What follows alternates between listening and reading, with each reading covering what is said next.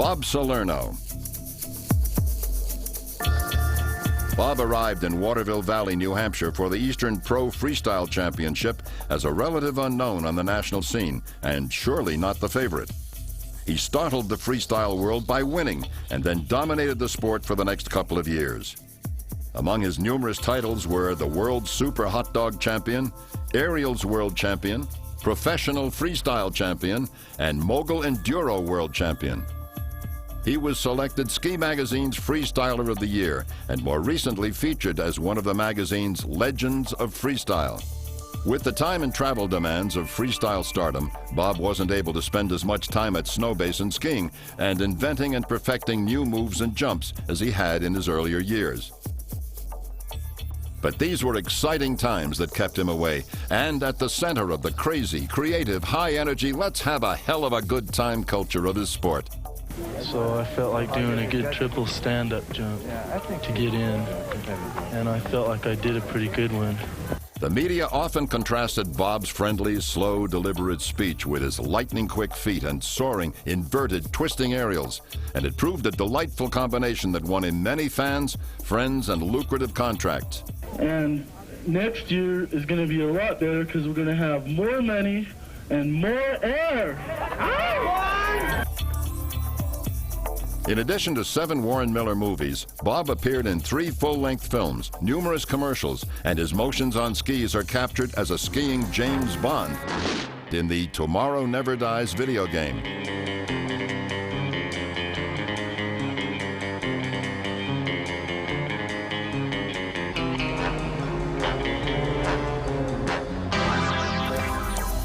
Since 1971, Bob has been training and training other skiers on simulators.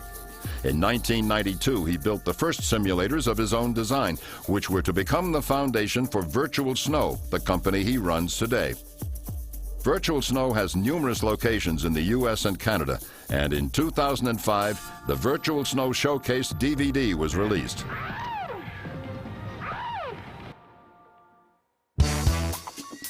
Kenny Wright.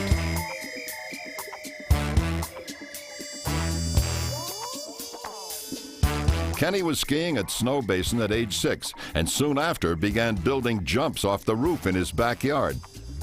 He progressed from the roof to Galande contests, traveling with fellow competitor Tom Levitt. Tom had the car. And was one of the Snowbasin freestyle aces whom Gary Nate befriended and guided onto the Pro Freestyle Tour. Kenny was among the top freestylers in the world when he walked away from the sport to go on a 2-year mission. Among other, more serious reasons for his decision, Kenny has always valued contrast and variety. He let us in on a secret. There probably wasn't then, nor will there ever be, as stark a contrast to the party all night, compete the next day world of freestyle skiing as a Mormon mission. Kenny insists that at least one of his good friends wasn't entirely sad to see him leave. Salerno, Kenny reminisced, told me he appreciated me going away and giving him a better shot at the World Championship. Kenny may not have competed as long as other freestylers, but he definitely left his mark on the sport. He was on the cover of the November 1974 issue of Ski Magazine, and a time-exposed image of him in inverted mid-flight filled the official poster of the 1974 World Freestyle Open at Aspen Highlands. Kenny still skis for fun with his wife Debbie and their 4 children, who share his love of the sport. He's also got a couple of grandkids, and he can't wait to get them on that new roof ramp he's designing.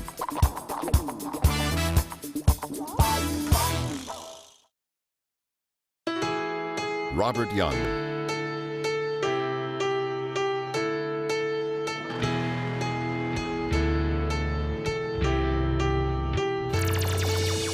We are honoring Robert tonight in memoriam, as he has unfortunately passed away. A favorite of fellow competitors and fans alike. He is sorely missed by many, and for many admirable reasons. Robert was an award-winning Galande jumper with many years of gymnastic experience, including a divisional championship of the Western States AAU. His skill and experience in the 2 disciplines laid the perfect foundation for his successful run at the National Aerial Championship and World Grand Prix Championship, both of which he won in 1975. But winning the title also took creativity and innovation in the air, and Robert's performances moved the sport of aerials to the next level. In Robert's own words, "Finally, I just figured out that jumping as far as you could wasn't the thing, and maybe getting upside down and backwards might be a little more exciting. So I started working on the more difficult aerials. The most important thing is developing a kinesthetic or air-ground sense, both visually and mentally. You have to know exactly where you are in relationship to the ground the whole time you're in the air."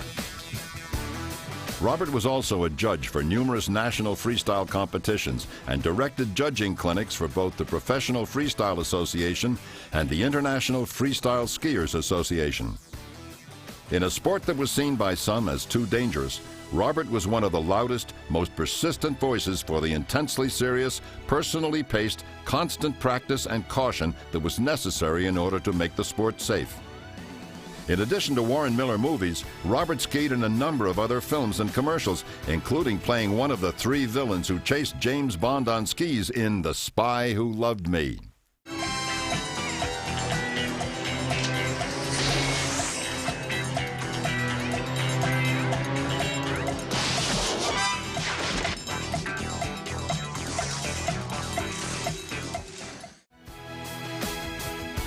Robert was not only one of the most accomplished and respected aerialists of all time, but one of the warmest, friendly personalities the ski world has ever known.